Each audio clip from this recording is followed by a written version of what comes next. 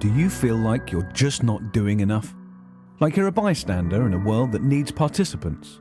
Do you look at the achievements of your musical idols, your activist heroes and your more successful friends and just feel crippled by inertia? Do you feel trapped in a life that just won't make a difference? Why not buy stuff? Hooray! Here at Capitalism, we believe that buying stuff is the solution, whatever the problem. I'm happy. Buy stuff! I'm sad. Buy stuff! My life lacks meaning. Buy stuff! I have an irrational fear that my bum's going to fall off and shatter all over the pavement. Buy stuff! Yes, give yourself the dopamine hit you deserve and kid yourself you're in control of your life. Buy stuff. Buying stuff has been linked to long-term unhappiness. Buying stuff can make you poor. Buying stuff can lead to an ecosystem unsuitable for human life. Buying stuff can make your bum fall off and shatter on the pavement. The No Sweat Podcast with Andrew O'Neill.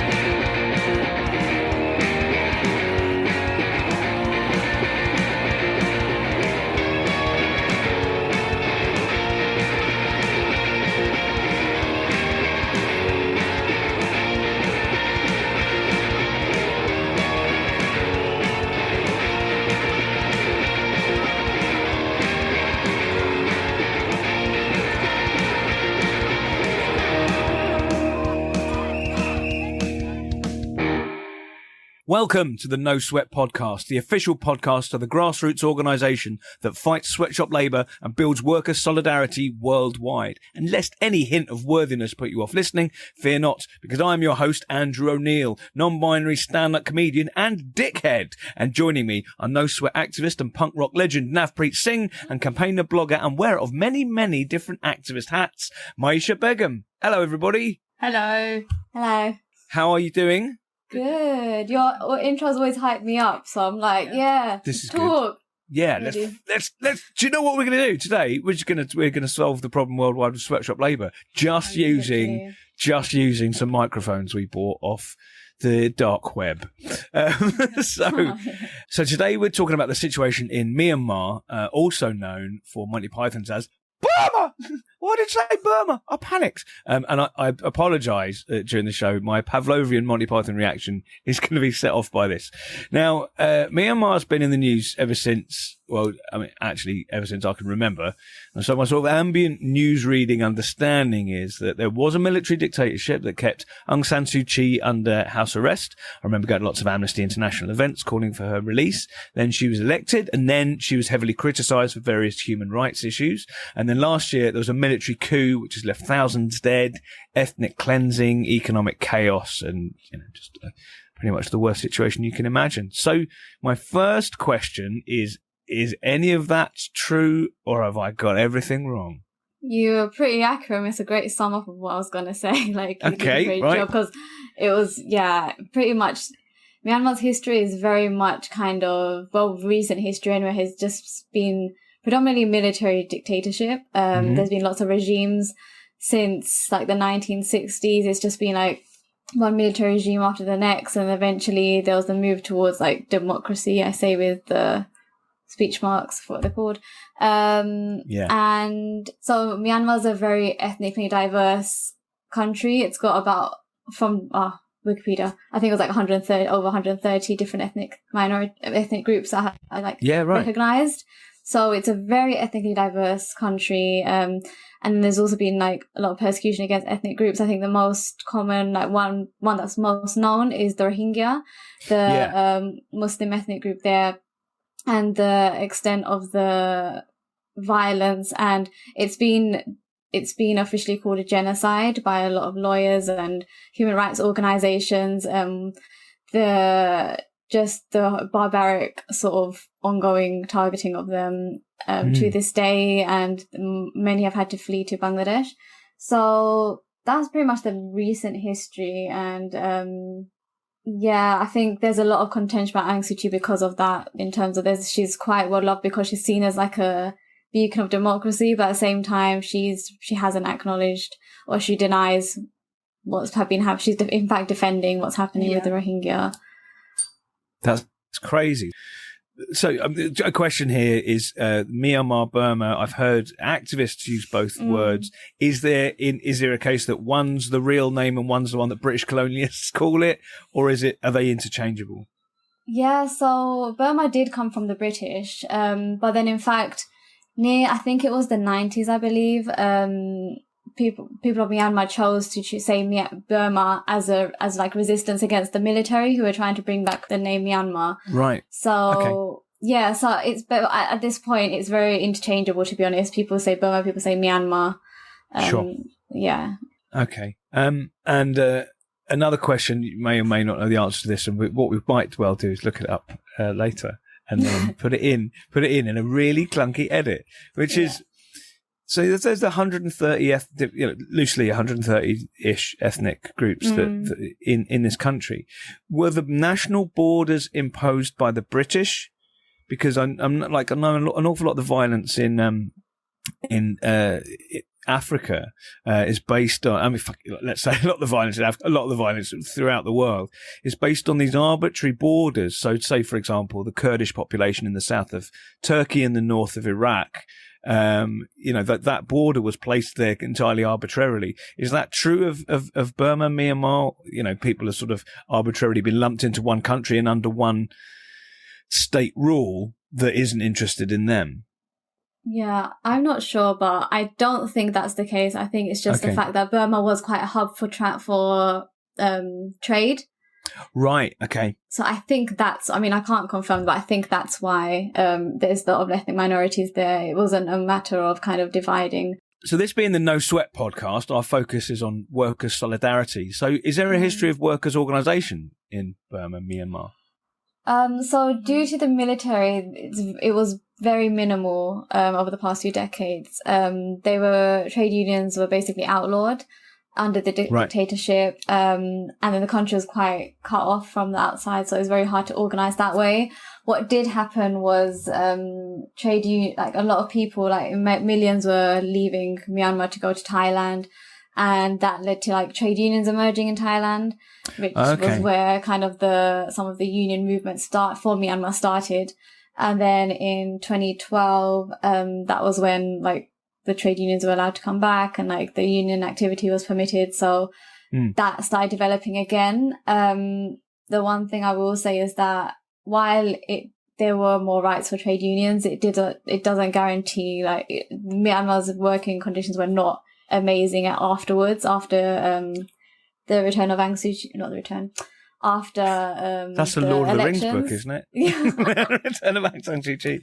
Yeah, sorry. After those elections. Yeah, after Aung San Suu Kyi was elected, and in fact, because their economy started opening up once she won, that led to a lot of brands then going to Myanmar because this was a place with basically minimal workers' protections, wages were extremely low, and this became a new hub, which is why on a lot of your clothes you'll see made in Myanmar. And so brands kind of took advantage of that. I mean, there is a great trade union movement there. I think in the pandemic, you might have seen a lot of the organising that happened in Myanmar, where factories started using the pandemic as an excuse to violate workers' rights, particularly trade union rights, trying to dismiss mass dismissals, get rid of all the unionists, and led to huge uprisings, and eventually led to a lot of international solidarity, which resulted in people in the West contacting the brands that were sourcing from these factories, and so there's a great movement there. So the trade union are very active in the garment industry. Yeah. And from what you're saying, it sounds like it's easy to maybe paint this, let's say, ethically wash this as it would be good to have a return to the good old days before this military coup, but there is no good old days. It was a struggle. As with best anywhere, case, right? Yeah. Yeah, right. The best case scenario within Myanmar that we've known in our lifetimes has still been something with huge room for improvement and huge, still huge abuses of human rights, and of workers' rights. So we have a situation where things weren't great. And before this military coup, has come in and outlawed essentially trade unions, outlawed freedom of association. So how does No Sweat, our organisation, Nav, how does No Sweat come into this So No Sweat first started working on these issues in Myanmar in 2009, where we contacted MAP, the Migrant Assistance Program, and it's a Burmese non-government organisation that in Thailand that has done a lot of work around workers' rights among the Burmese community in Thailand. So we've done some fundraising events for them, circulated the materials, and Jay, the main man, he went out to work with them in 2011 and sent over information about what was happening. We've also been in contact with the Burmese punk community. So we've got Punk Ethics, which is our sister campaign. And we organise a tour for a UK tour for Rebel Riot, which is a Burmese punk group. And they've got this whole Food Not Bombs campaign.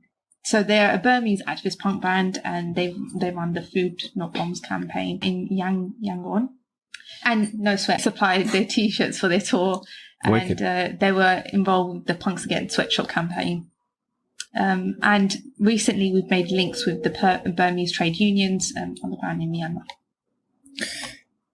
That's awesome. And that's one of those wicked things where the kind of like the subcultural, countercultural like foundation of No Sweat has found countercultural, subcultural activists out there. That's absolutely wicked. I really love that idea. Another thing that sort of emerges out of this is the degree to which the borders of Myanmar seem quite fluid in that, essentially there's a load of workers migrated into Thailand and it was a Thai organization that has then kind of been in touch to raise, working in solidarity with workers in Myanmar. And the interview we're going to have later, there's more about this kind of this sort of fluidity over the borders and how different working conditions in other countries, reflect how bad things are in Myanmar.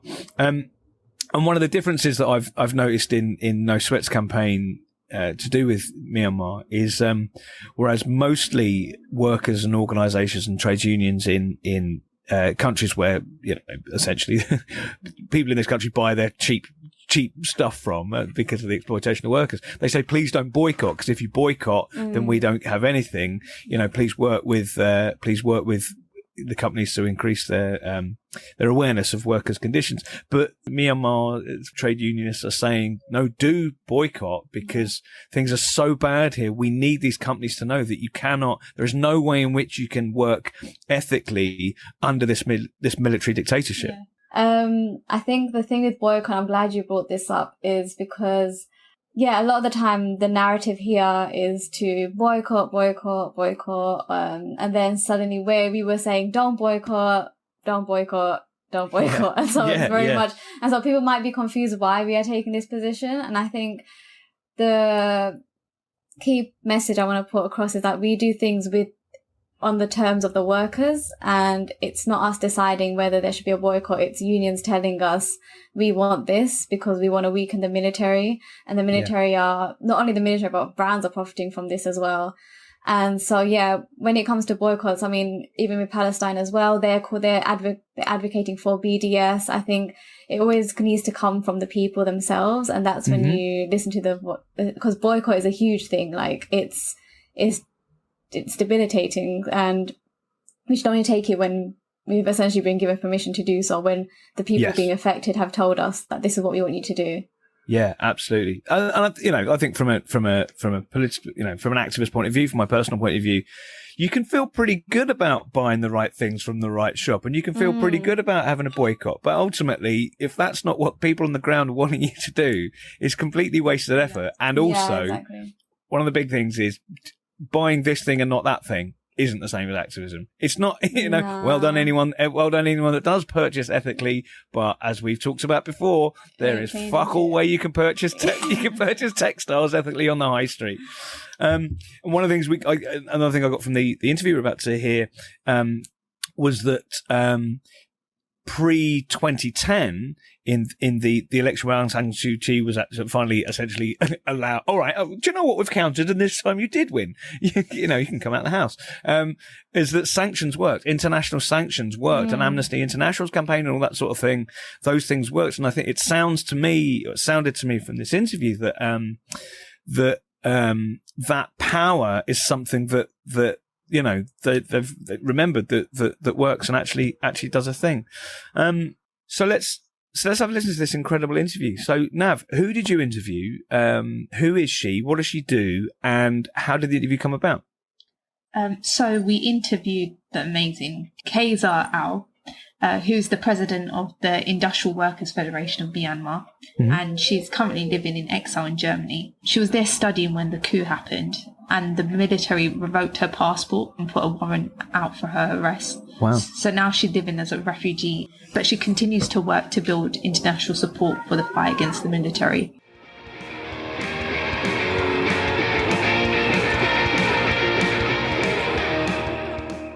So thank you so much for taking the time to speak with us. We are looking forward to hearing about the situation in Myanmar.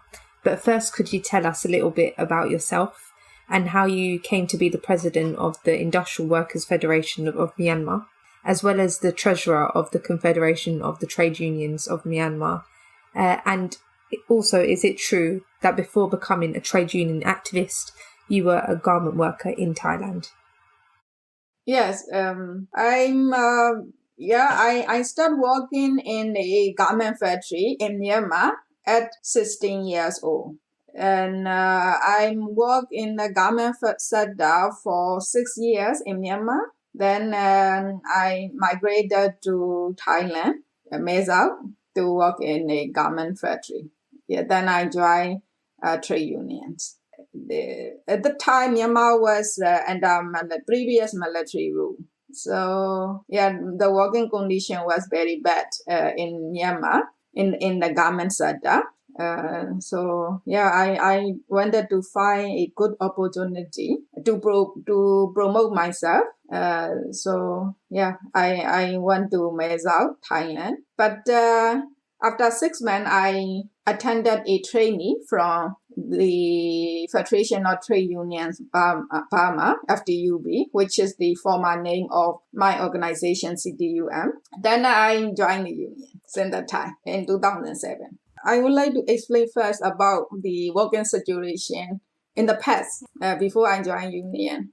I think this is very important to know the situation under the military rule. Like I told you, I started work in a garment factory at my age 16 years old. So I have to leave home at 6 a.m. and I have to start working 7:15. Then I finish my work at 10 p.m. Then when I arrive home, it is already 11:30. So I work 7 days a week. There is no day off in a week or in a month. Usually, we can say we have a 1 day off in a month, but in a month after payday. But many times the employer told us we have urgency to shift our order so that we do not have a day off after payday. And even though we have to work very long working hour in a day, I earned only $10 a month, which is very low and also not enough money even for one person. This is a situation the other workers are also facing. And in the workplace, I'm working with many child workers. They are like 12 years old, 13 years old. Even I'm 60, I think I am young to start working. But I saw many children working in the factory. And I always remember that they told me they want to go to school. I feel very bad at the time. And this is a very low salary, but we have to pay for the social security fee every month. They automatically deducted from our salary. But I did not have any benefit from the Social Security scheme. So women, I found many women workers, when they are pregnant, they have to leave from job. And many people, when they get sick, including me, we don't dare to go to hospital because it is expensive. It is like, if we go to see the doctor, it's like $4 at least. So we earn only $10 a month. So we are not afford to go to clinic.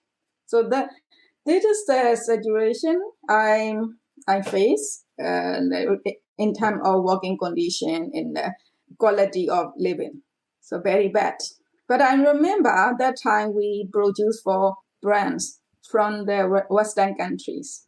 At the time, I did not know about the trade unions or worker rights because Myanmar was under military rules for many decades. So there is no right to freedom of association, right to collective bargaining. I did not know about all these things, about worker rights. But I was thinking, why? We have to work the long working hours a day in a month without having any day off or holiday.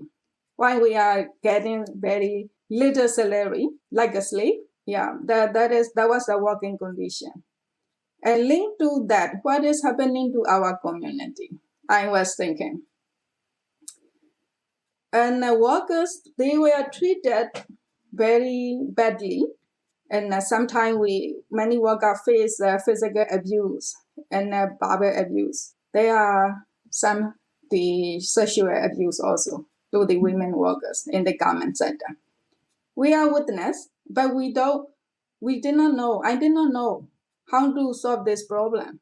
Women workers have to work in the situation like that. Nobody can help us. For me, seeing this situation, seeing my environment, the parents, they cannot spend time with their children. So they are earning very little salary, so they cannot send their children to school. The same like to the old parents. The people who are getting old, they need to take care of their daughters and sons. But their daughter and son, they have to work very long working hours and no day off. How they can take care of their parents. And mentally, many workers, they do not have a decent mindset because of the very low salary, treated very badly.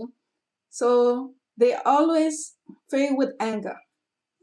I see many families, they are fighting always because of the difficult situation of living. That made me sick. I did not know what is the meaning of life, why we were like that. But nobody can explain me. So then I was so depressed. I don't know what to do. Then my friend asked me to go to Thailand, Mesa, to work in the garment factory. That was in 2006. So I went to Mesa. Then I learned something there. I work in a small garment factory. It's like 20 to 25 people working in that small house. I have to start working at 8 a.m. and I finish my work at 5 p.m. But I earn about 180 per month. I was thinking, why? I'm just across a river at the borderline. Why the salary is so different? And the living cost is more or less the same from Myanmar and Mesa, the Thai side. And I learned that the salary, 180, I can make within this short 8 working hours is exploited according to Thailand working standard. I should get about $300. But 180 is much better than what I earn in Myanmar. I was thinking, why? Then I discovered my friend in Mesa at the factory. She worked in Thailand 10 years ago before me. So she listened to me and asked me to go to a trainee conducted by FDUB, the trade unions, because she said what I am telling to her is that the same the organizer is telling to the workers in that they are training. So I joined a trainee on a Sunday, and the organizer explained that the military make the people life difficult so that people will not think about the politics. This way they can rule the country longer as much as they can. And then the military make people to violate the laws and regulation because people are earning very little, so they have to do the violation, correction. So that whenever that is the strategy, when people think to talk about the politics to against them, that people can be arrested because of the corruption and other violation they are doing everyday basis. I accept this concept at the first time when I hear about it. Then I was thinking, this organizer know why that is the answer for me why people are so poor in living in this situation. So I thought this organizer might know how to solve this problem. Then after a week, I discovered the organizer.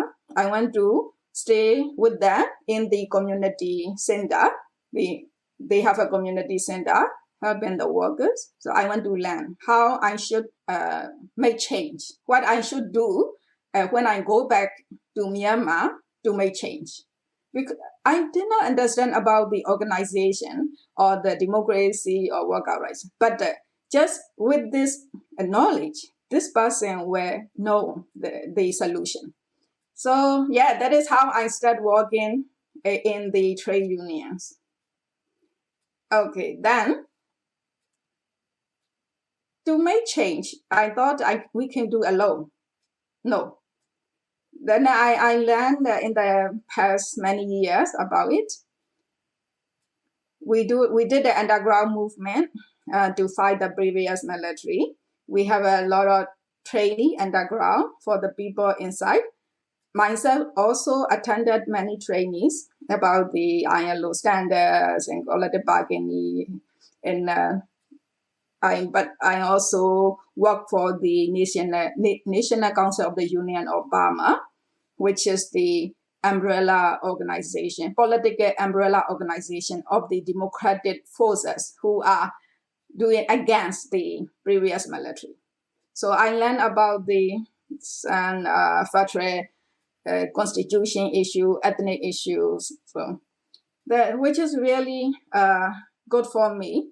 So I came to know at least we can find a better life for the people if we can change our country as a democratic country. So yes, we were underground movement. As you know, in Myanmar, we have an election in 2010. Of course, the military, they planned very well to win this election. And then they drew 2008 constitution, which that allowed the military to 25% of the parliament seat for them. But we took the opportunity. The Myanmar military, after election in 2010, they were telling to the international government, Myanmar is changing to democratic country. So they want to get bad support from the international governments in EU, because at the time Myanmar was under economic sanction. The economic sanction in the past really have impact on the military. That's why they have this plan, drawing the constitution, having the election, and showing we are changing to democratic country. So we trade unions taking this opportunity. We have a meeting with ILO and IDUC together with Ministry of Labor at the time in 2012, we were saying if the Myanmar military government at the time want to change democratic country, change Myanmar to a democratic country, they have to accept the freedom of association in Myanmar. They say yes, of course. So they have to accept the FTUB, return to Myanmar, work for the workers' right issue, worker rights and trade union rights issue. They welcome. So we trade union went back to country. We organized and we formed unions. We fight for the worker rights. Everything that you said is just amazing, how your journey from Myanmar, going to Thailand, and then trying to learn about how to organise to then go back to Myanmar is really inspiring.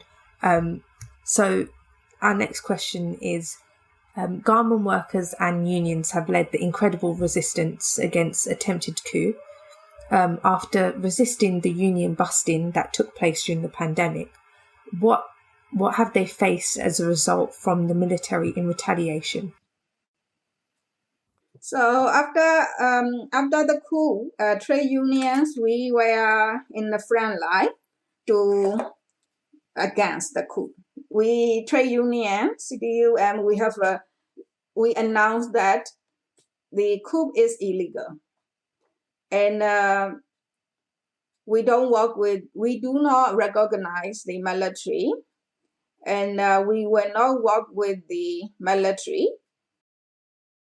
So since that time until we are still joining the demonstration on the ground, working together with other the democratic forces like the student and teacher and women organization, youth organization, and also political groups also.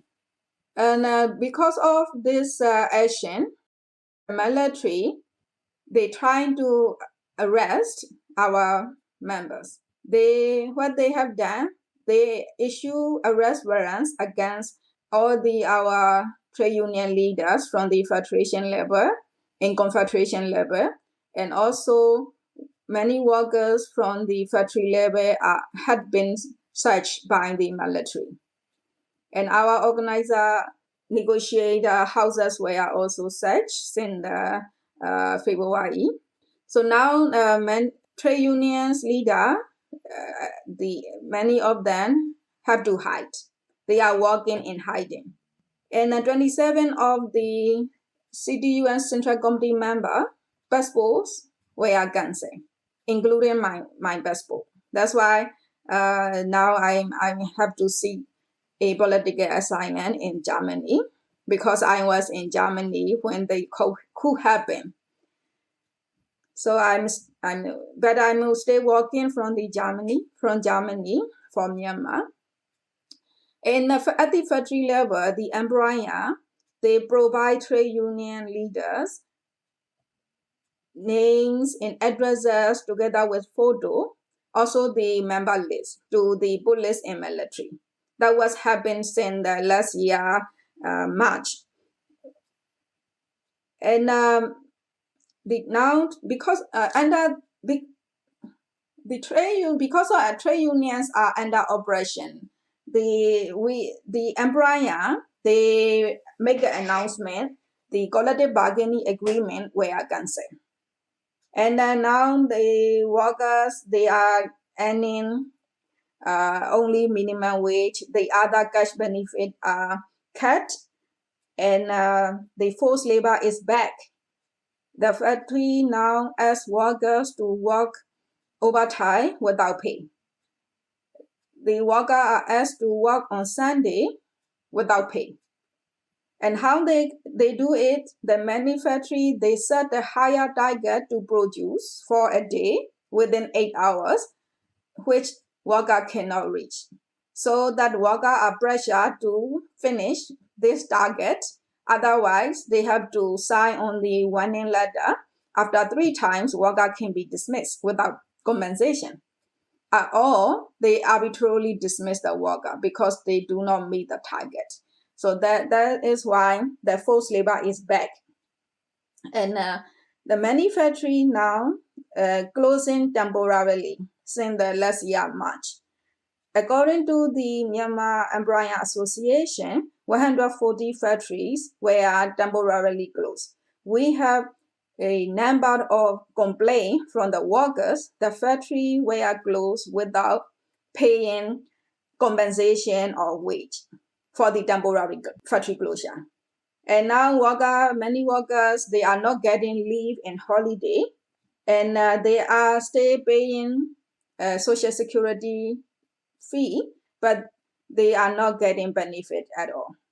So now harassment issue are happening a lot because the industry zone are under martial law since the last year March, and many factory they hire the soldier for their factories. So soldier check the worker mobiles and the things they bring to the factory. Many women are facing harassment by the soldier. And also at the factory, the women, they are facing not only verbal abuse or sexually, and we now see in the physical abuse is also happening. But the brands, I wonder, the brands, why they do not act, even though we are reporting them. And the women workers, especially for the pregnant women, they have to leave from job when they have to give birth or before giving birth, because they are not getting benefit from the Social Security. Yeah, that is the situation workers are facing, which is exactly the same working situation like I was working in 2000 under the previous military rule. So we have collected a series of cases since last year May, and we sent to the different brands we found in the cases. Many of them, they do not respond. Some cases, even we send the case, we cannot find the solution even after 6 months or 7 months. But we are trying to settle with the brands. And then personally, I also facing a lot of problem in the process of negotiation, settlement or dispute with the brands. And for example, I'm trying to settle some cases of non-payment factory closure. For example, in one factory, there are about 750 workers. The factory closed for 6.5 months without paying any wage. And they open again the factory. I send the complaint to the brand, and we try to settle the case. We got the agreement after 4 or 5 months to pay 50% of the basic salary for 6.5 months. Actually, they have to pay fully of the minimum wage. But the trade unions, we agree, negotiate their wage. What happened?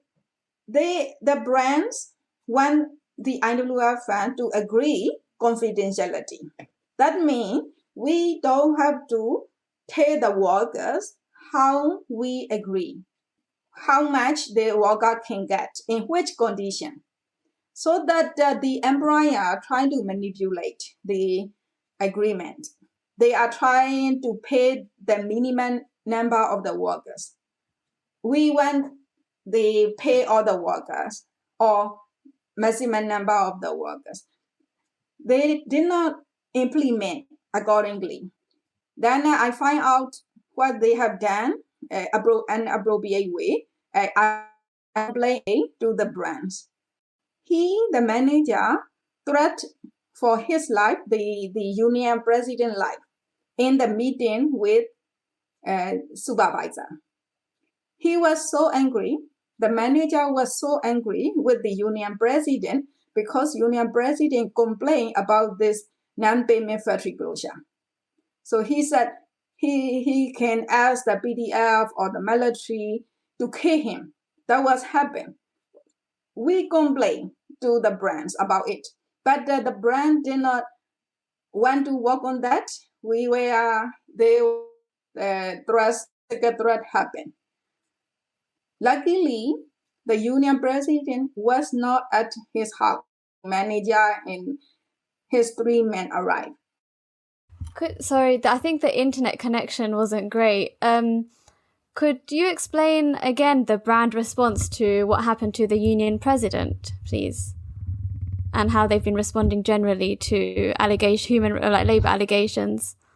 Yes. We reported the case. The HR, the manager tried to fire him with the 3 men in their street, in his street. So we met once with the brands together with industrial, and they told us the complaint they received, but they don't think it is responsible of the employer or the brand. This is the behavior of the manager. They believe that the employer will not ask the manager to do this thing, so that they don't think they have to take responsibility for it. But I clearly said that this is the responsibility of the employer, because this happened because the employer keep the manager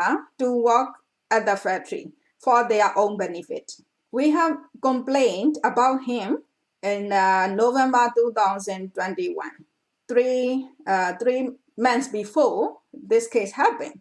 We complained about the manager threat the union president life in a meeting with supervisor.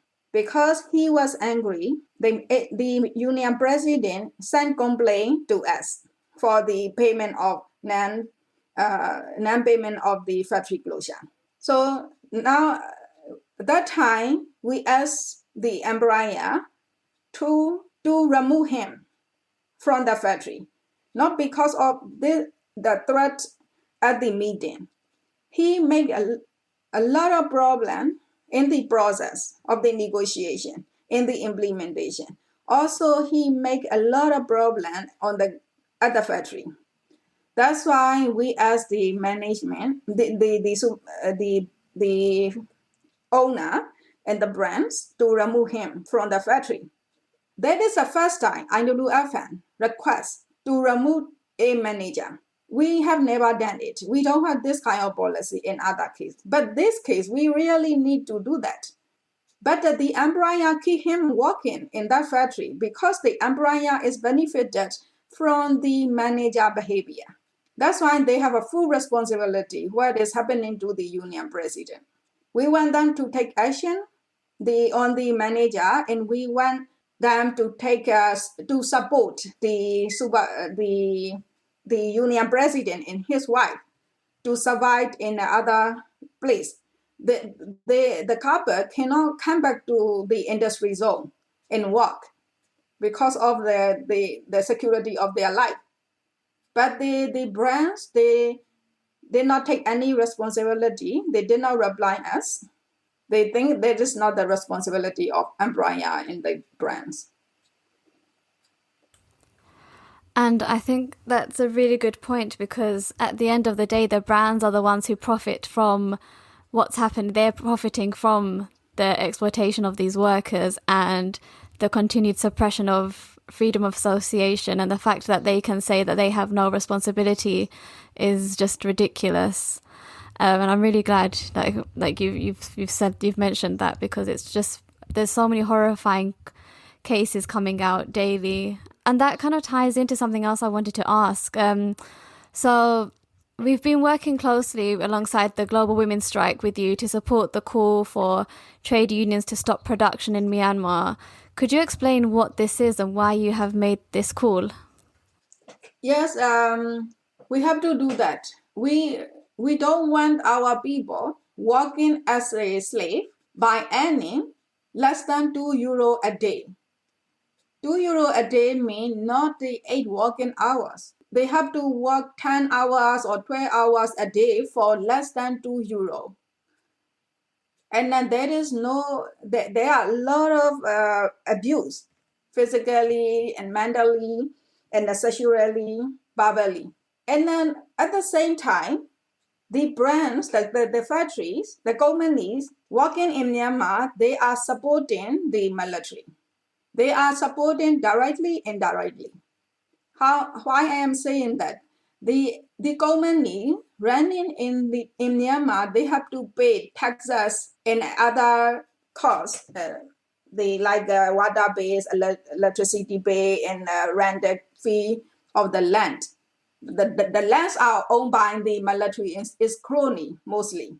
And top on that, the company, they are violating the worker rights and the labor law, but no employer, no company have been taking legal action by the labor officer because they are paying bribe. So this means the company, they are supporting the military rule to exploit the worker rights to make the profit for themselves in the brand. We don't want this happen. We people from Myanmar are suffering a lot, not only from the government sector. We have the job loss in 2021 is 1.6 million at least. And there are about 400,000 workers from the government and the public sector are losing jobs since February last year. Many students, many youth, many workers, they have to rent from their houses because of their action on the civil disobedience movement, because they joined the demonstration, peaceful demonstration. We don't know when they can go back to home. We have now over 900,000 internet displaced persons, refugees, because of military attack the villages in the many areas. How we can solve all this problem? The companies, to make their profit, they are putting Myanmar people's life to stay under military rule for many more decades by violating worker rights. That we cannot allow them. And also this company working in Myanmar are giving legitimacy to the military. We don't accept it. We Myanmar people, until now, we have not accepted the military as a government of Myanmar. We are challenging at the international level, at the UN and ILO and any international body. We are challenging their credibility. But that this company are given the legitimacy to the government, the military. We cannot accept it. So it is very clear the international company, they have to respect the international labor standards and UN conventions to invest in a country. They have to do due diligence in Myanmar to continue their business in Myanmar. But how they can do a due diligence in a country where FOA, freedom of association and collective bargaining are banned, and now in a country where trade union leaders are having arrest warrants, and in a country where the industry zones are under martial law, how they can do a due diligence? They have to do the responsible exit. They have to leave now.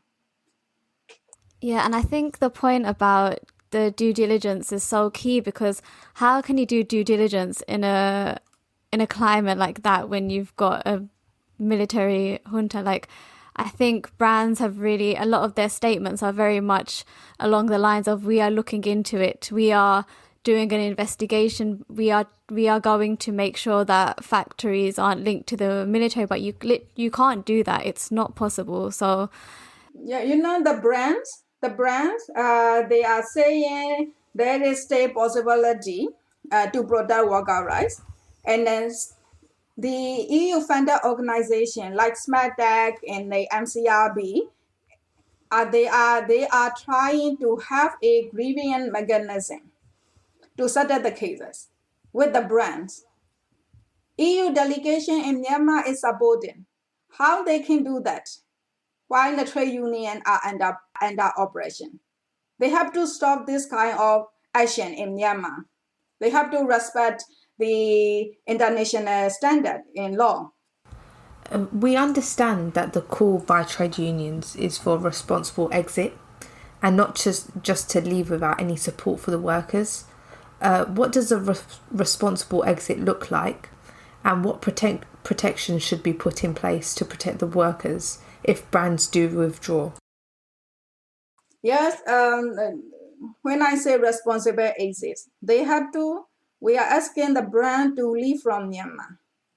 In that case, they cannot just leave.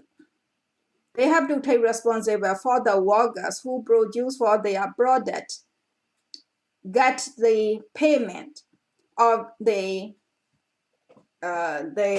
work they have done. If the factory have to close, the brand have to make sure the workers produce for their product be compensated for the factory closure. With many brands, they are telling me if they have to leave, they cannot do anything for this kind of dispute would happen. The factory will close, worker will not get the compensation, and they cannot help. But the brands can still do it. They have a responsibility. And then we are asking the brands to get the humanitarian support to the workers. But I discussed with some brands to support about it for the workers together with industry all. They don't agree. Until now, I do not see the brands are contributing to support workers who are losing jobs. And the brand should put some funding to support the workers who might lose job, and they have to support the workers through trade unions to make sure workers get this money. So I think this is quite linked. I wanted to ask, which is kind of related, a lot of people, and I've seen this in the media, they say that if brands leave, it would jeopardize people's livelihoods and do more harm than good. What would you say to that? Yeah, I have a lot of questions. When I call the brand to leave from Myanmar, they ask me how the worker can survive. But how many workers, when they talk about the employment, they refer to the garment sector, the workers who are majority women, who are vulnerable. They will lose job. They will face a difficulty, of course, yes. Last year in March, on the 15th, the military brutally crashed down the demonstration in industry zones. There are about 100 people died in the operation. And then the next day, the military, they announced the martial law in the industry zones.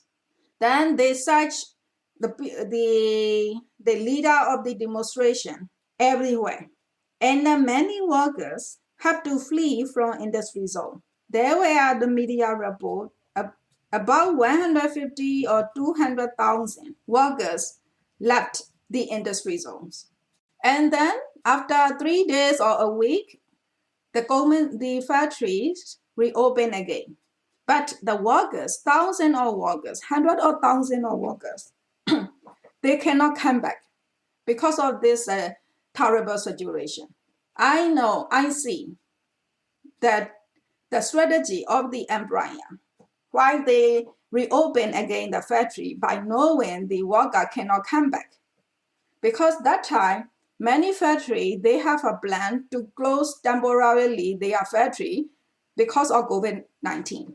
They try to advise to pay compensation or wage to the workers for the factory closure or temporary closure. And I negotiate with the member brands, explain this situation, and asking the brands to tell their supplier not to terminate the workers if they don't come back within 3 days. Because there is a regulation in the factory, if workers do not come back, do not show up 3 days continuously, without informing the factory, they can be terminated without compensation. At that time, workers cannot come back immediately, and they cannot inform the employer because the phone line are cut, the internet line are cut, and transportation are blocked.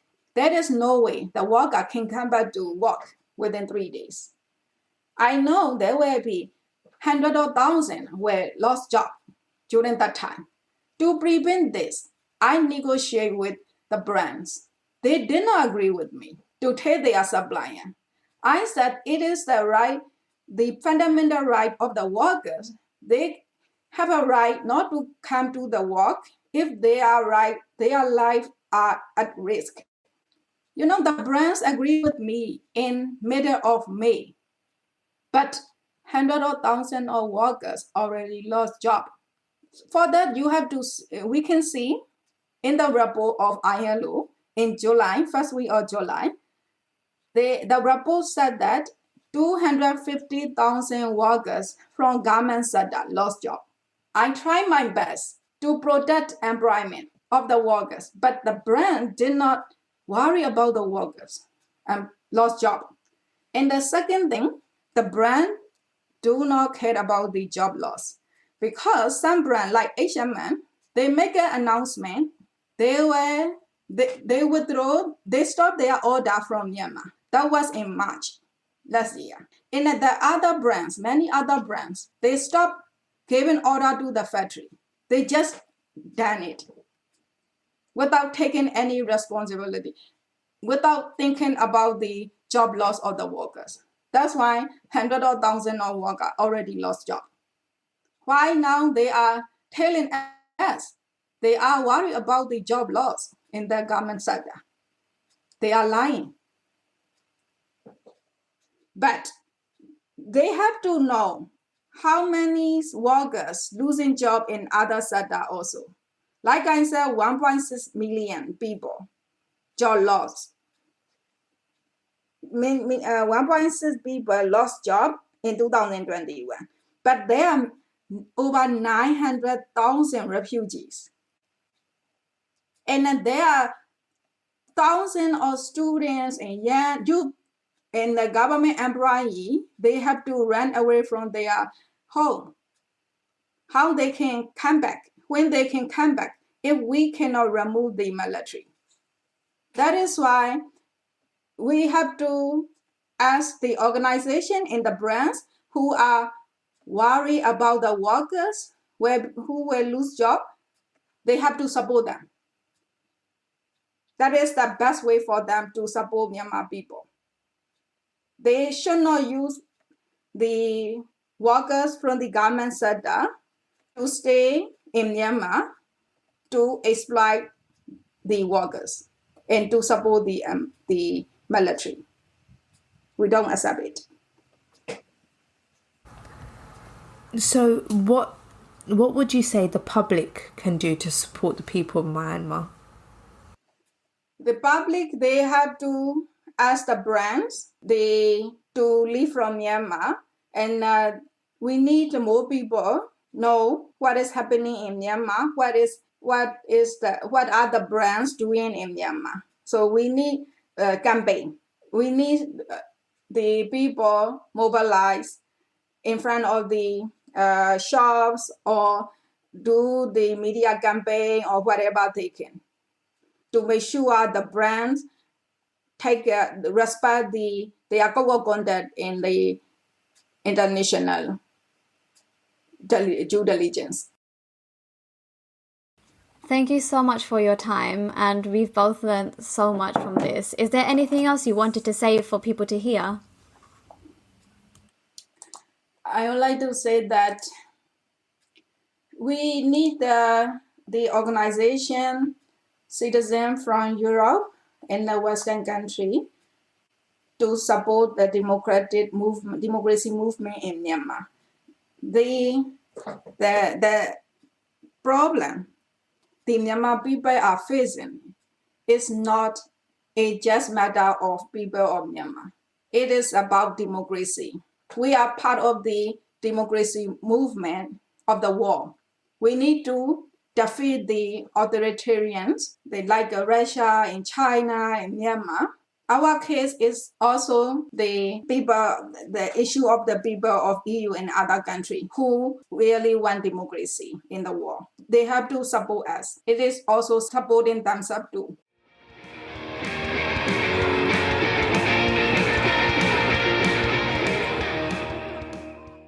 Wow. So, what an incredible woman, and there's like a book in that straight away. These interviews are so rich and so they to me that it probably sounds cheesy, but they humanize these stories and these things that we've known for years that happen. The big thing I got out of that is this phrase, forced labor is back. Since the military coup, the conditions that she was working in before she learned about trade unionism and before she organized things like, you can have Sunday off, but you can't if you haven't met the quota that we've now just massively increased. And these things that I think because I've known this stuff since the 90s, they're working really long hours, working 7 days a week with no day off for $10 a month. $10 a month. You just that just, that's, it's kind of mind blowing. And then and there are brands that we are familiar with. There are brands that we probably trust, like brands like Adidas and Zara, and it feels, basically it makes me feel like a fucking idiot for forgetting that Primark, you think Primark, well, that's bad, I'll take a few steps up and I'll go to Zara, or I'll go to, you think Adidas. No, these, they haven't learned their lesson. It's all the same. So what were your big takeaways from this interview? How has talking to her made you feel differently about, or what have you learned, I suppose? I think one thing was when she spoke about her engagement with the brands and the extent to which they just didn't care. They obviously would say what they do, but I think the fact that the way they engaged with her and the way they engaged the workers, and generally even now to this day, what they say and what they do in response, they say, we need to stay there to make sure the workers get their pay, and you literally can't guarantee that. And I think the conversation about due diligence was really important. They can't guarantee workers' rights in the middle of what is essentially going to become a civil war. And the fact that they are profiting off this, continuing to profit off this, workers, like you said, are working in forced labor conditions where their wages are getting driven down. They're at risk. They can't organize because they're going to get arrested. A lot of them, the factories are in cahoots with the military, and the extent of the abuse and gender-based violence in particular is really horrifying. And so for brands to be like, this is out of our hands, mate, sorry. And then meanwhile, a lot of people are going to accuse me of whataboutery, but I'm going to say this. When Russia invaded Ukraine and a lot of the brands left Russia, and then there was one particular brand, and they also imposing sanctions. And there is one particular brand, I don't know which one, I think it might be Puma, who actually then agreed to pay for the workers who worked in their, pay the wages, furlough for the workers who worked in their stores. And to think that this is what... In their Russian stores? Yeah. I need to fact check that, but I think it was it definitely did happen because I remember writing about it.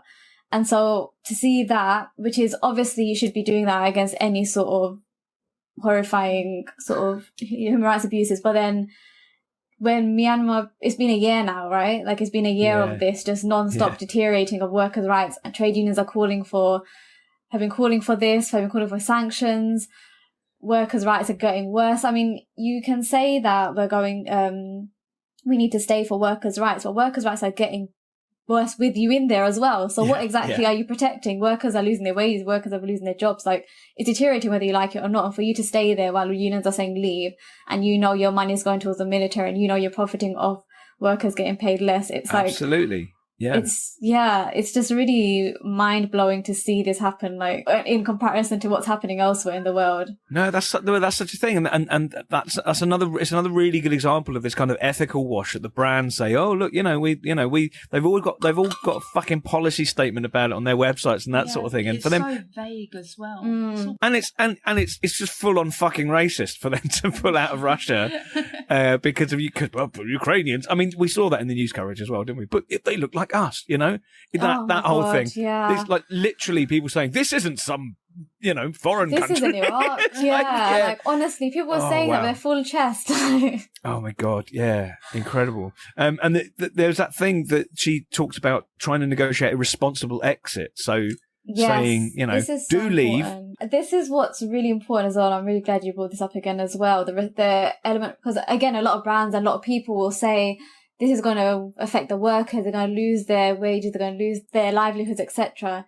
But this is why the union, they're not calling for a blanket sort of leave and don't do anything about it. Just abandon the workers. They're saying we want a responsible exit. You actually put the money in to make sure your workers are protected. Their wages are paid when the factory closes. Like, they've got those rights there. And again, the brands can do this. They 100% can. One brand, which I'm going to find out the name of, has done that. And yeah, it's completely possible, especially these $1 billion. Come on, like, they're $1 billion brands. Like, it's really going to hurt you to pay your workers a fair wage while they're in a civil war. So, you've struck upon a really important point here, just through your use of language, right? You said your workers, and these companies do not see these people as their workers. They see them as outsourced factories. They don't remotely see them as their workers. There's no connection. It's completely dehumanized as these kind of units of production. 100%. And here's a fun thing to do. It's not fun, but if you go to the H&M CSR website, count how many times they say they don't hire the workers themselves. They're hired through they've mentioned it very clearly on the website. We don't hire, these aren't our workers. Like, it's a new approach they're taking. So they're just saying it with the whole chest. Yeah. If it's their products being produced. Yeah, exactly. It's their supply chain. It just doesn't make sense. The literal fingers of these human beings are sewing your logo into these clothes. Then it's your fucking workers. On your right. Yeah. Test it.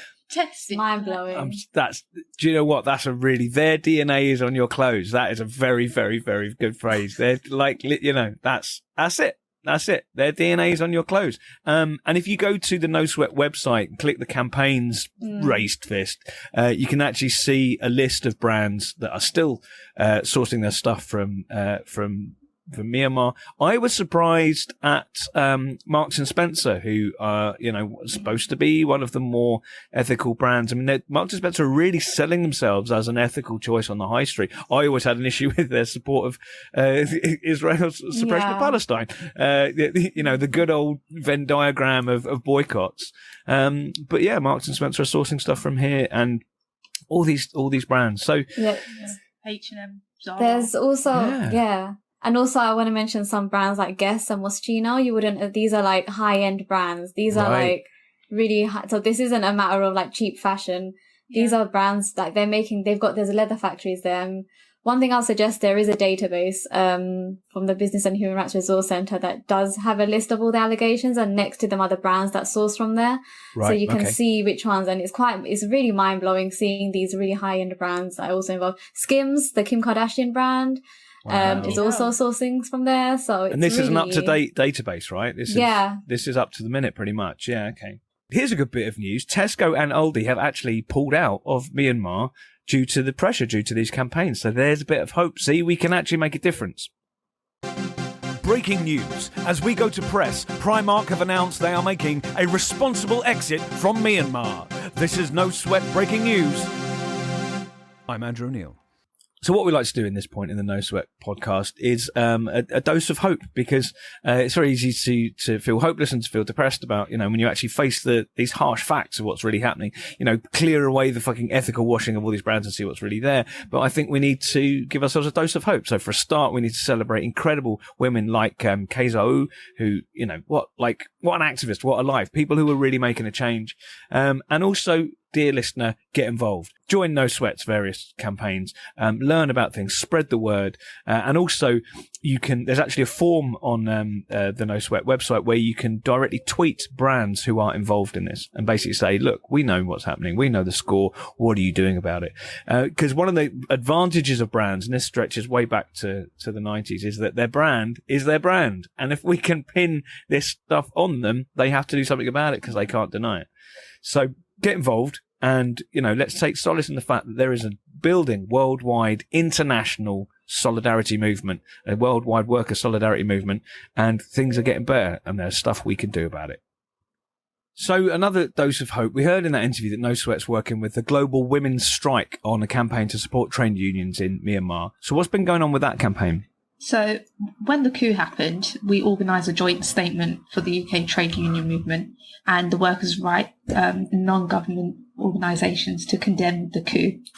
And a few months later, when the crackdown was underway, we were approached by the Global Women's Strike through our contacts at MAP Foundation. Mm-hmm. And we organised a joint campaign with them. This became the Myanmar Military Never in Fashion campaign. And we actually took to the streets in Oxford Street. We took to Oxford Street. and we stood outside like brands like Zara and H&M with our placards and signs. It was pretty moving. And in August 2021, the trade unions in Myanmar that come together as the Myanmar Labour Alliance, they put out a call for international brands to leave the country, as we've already spoken about. At this point, trade union leaders were being arrested and the industrial zones where the factories were based were being put under martial law. We worked with the Global Women's Strike on an updated statement this time in support of the trade unions' call for the brands to leave and expanded it out to the trade unions and civil society groups around the world. We've had 200 organisations sign it from 20 countries around the world. Wow. Which is pretty impressive. Yeah. And that was launched on the 31st of January this year, before the anniversary of the coup. Right. In the summer, we were lucky enough to actually meet Kaiser U, who visited the UK to meet politicians and trade union leaders to help build up the international support for the trade union calls for both the brands to leave and for governments to bring in the economic sanctions. Fantastic. That's brilliant. So, we can all take hope and solace and get fired up, and by these steps that are happening. It's like we've had victories in the past, we're going to have victories in the future, and we really need to raise awareness. I think that all this stuff's still happening, all this stuff's still real. We didn't fix it in the 90s, and no, And, from your first question, how did having the interview with Kaiser affect us? Honestly, there was an online webinar, and I cried listening to some of the stuff. Actually going to the Global Women's, the HQ, she came and spoke, and really it does make you realise that, damn, this stuff is happening and it's real, and you're actually hearing it from someone that's in person talking to you. It's insane. And it's stuff that you'd probably see in movies and just turn off and go back to your reality. But it's happening. It's crazy. It is. It's happening, and it's crazy. And these people's DNA are all over these clothes. Well, look, thank you so much, Maisha. Thank you so much, Nav. What an incredible interview. What, it's inspiring and frustrating and all the things. But, we can make a difference. We really can. And if you're listening, you can make a difference too. This has been the No Sweat podcast with Maisha Begum, with Navpreet Singh, and I am Andrew O'Neill. Thank you very much for listening. Please spread the word about this podcast. Please subscribe. Please tell all your friends about it. Please also talk to brands about what they're doing. Get involved in campaigns and fucking build solidarity. International solidarity. Proper international solidarity. This has been the No Sweat podcast. Goodbye.